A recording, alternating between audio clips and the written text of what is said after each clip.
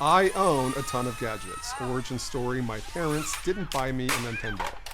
Still working on it. Keeping my gadgets charged where and when I need them is a struggle. This video is sponsored by Jackery. My goal in this video is to make you a little smarter about features to consider when mulling over a power storage device. I'll put the products I received through their paces and touch on my personal use cases and experiences. All right, so Jackery sent me 4 boxes. The main event is the Jackery Explorer 1000 V2 portable power station. Let's just call it the 1000 V2. In addition, I got 2 solar panels, the Solar Saga 100 and 200. And not all that surprising because I own just so many electronic things, the Explorer 300. The E300 is not the spotlight here, but I do have long-term hot takes I will sprinkle throughout the review. When you combine a power station with a Solar Saga, you have what Jackery is calling a solar generator.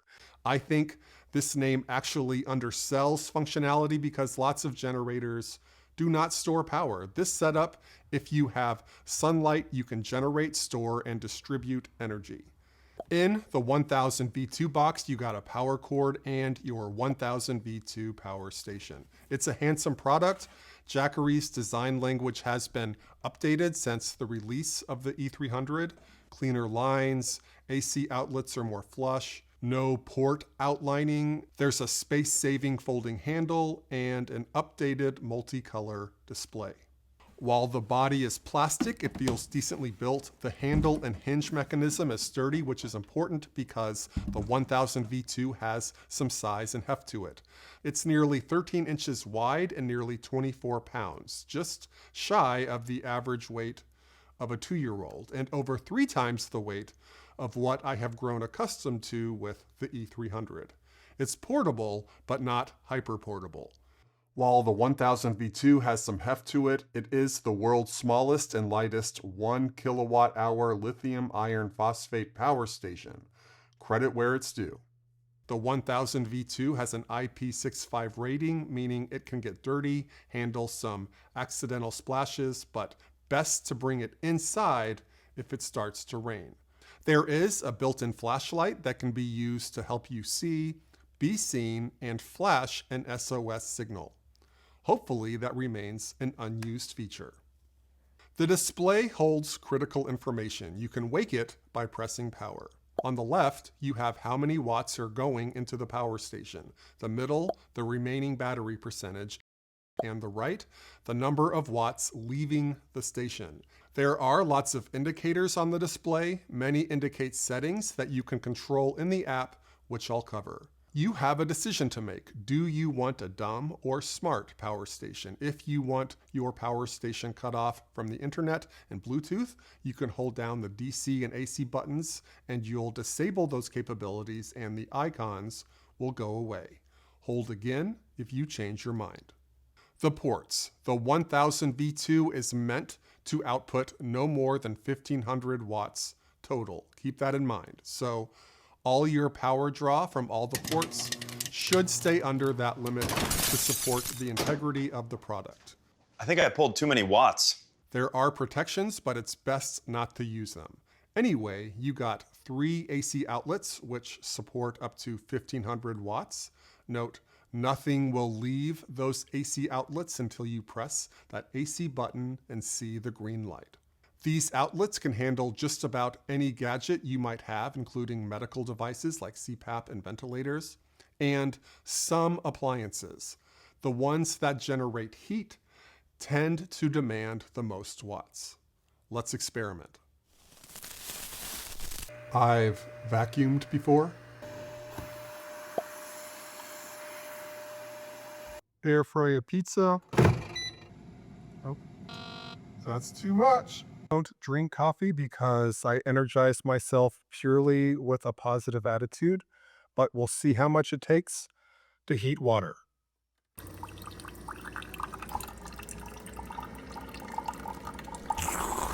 Our imaginary low-carb bread in a toaster.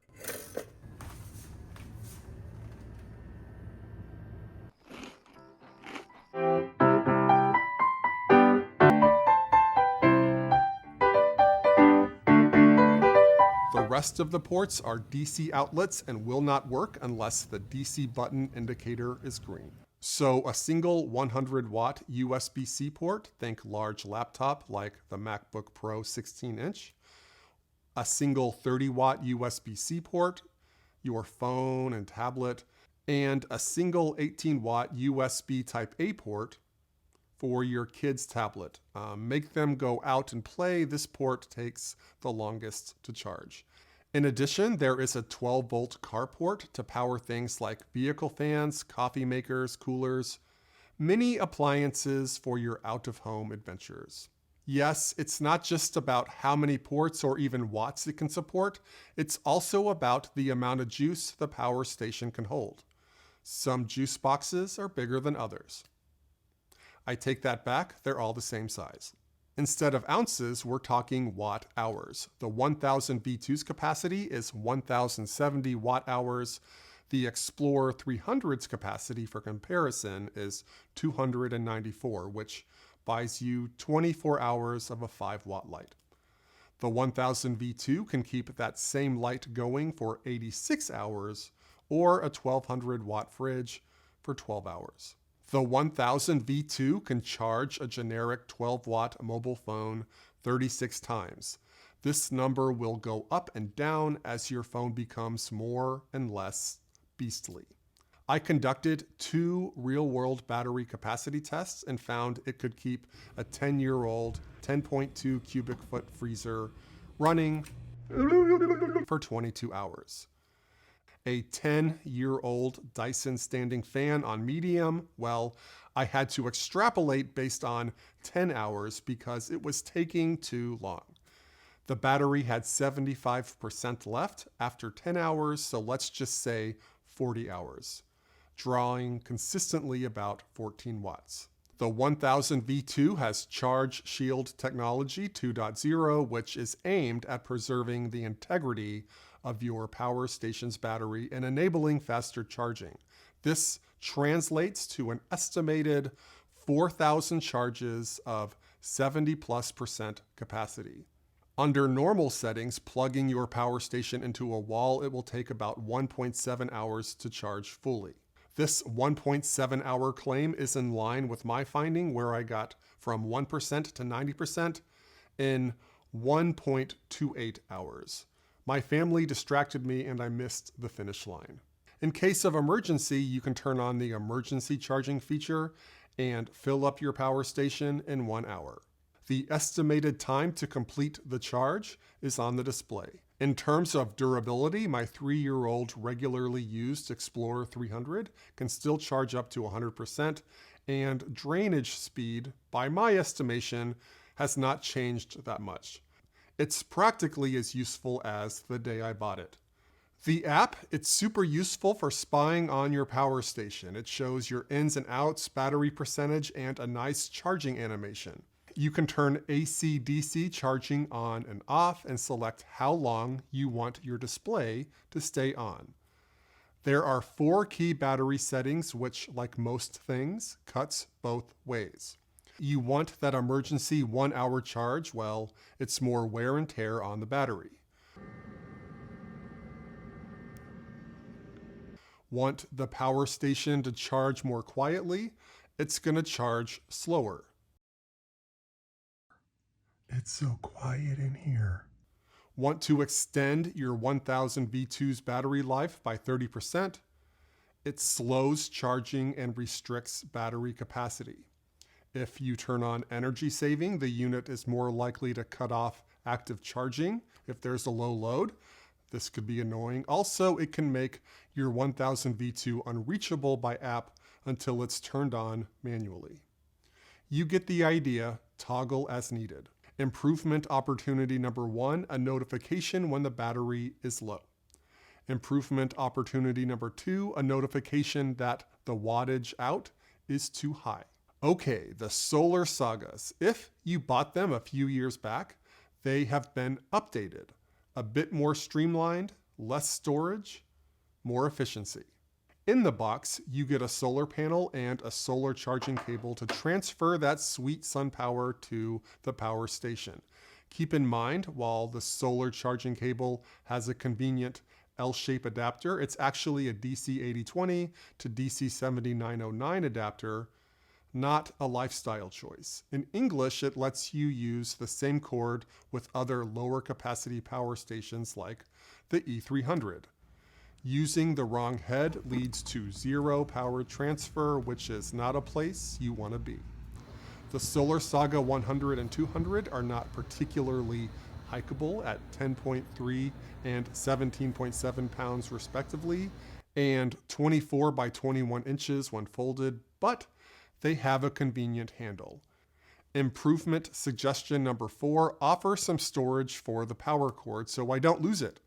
I know this version uses both sides of the panels, making storage more difficult, but you know, throw an intern a few extra bucks to figure this out. It probably involves a satchel and some orange string.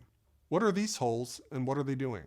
Jackery coats their panels with ETFE, makes solar panels more resilient to the vicissitudes of outdoor life, extreme temperatures, UV exposure, and rough handling, by offering more durability and flexibility compared to traditional plastics. Its high light transmittance boosts efficiency. These panels are on paper impervious to the outdoors with an IP68 rating, meaning it's dust tight and waterproof. You can leave it out in the rain, but I would use this rubber stopper when they're not in use. The two Sagas are fundamentally the same, other than the 200 having twice the number of panels and being able to output more watts. Otherwise, there are two legs that are adjustable using this highly technical stretchy strap mechanism. The leg scheme works well once situated, but can be a little tricky getting both legs to stay put by yourself, particularly on the Solar Saga 200. One leg has a tendency to defiantly snap back while you're tending to the other leg.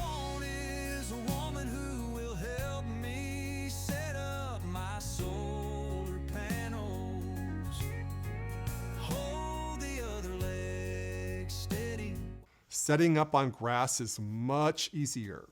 Suggestion number 4, ship the panel with an intern that can help manage the other leg. Here is where the cord plugs into the Solar Saga. Make sure the side with the indent is pointed towards the panel. While it's easy to miss, there is a charging feature built directly into the charging cord, which enables power extraction without a power station. Yes, making the solar panel legit useful on its own. Think charging phones, tablets, and cameras when the sun is shining. If you want to save some of that sunlight for the nighttime, plug in a power bank. Another easy miss, but important, the Solar Sagas have this nifty little mechanism to help you get your panels optimally situated. Unlike humans, you want these staring straight at the sun. The trick is to get the shadow into the inner circle for max effectiveness. Sometimes that's just lying them straight on the ground if it's midday, or creatively propping them up just a little bit. I got as low as 14 watts with the Solar 100. It was late in the day, there were clouds, and the panels were like totally pointed in the wrong direction. You get what you deserve. I got over 100 watts when I oriented it correctly.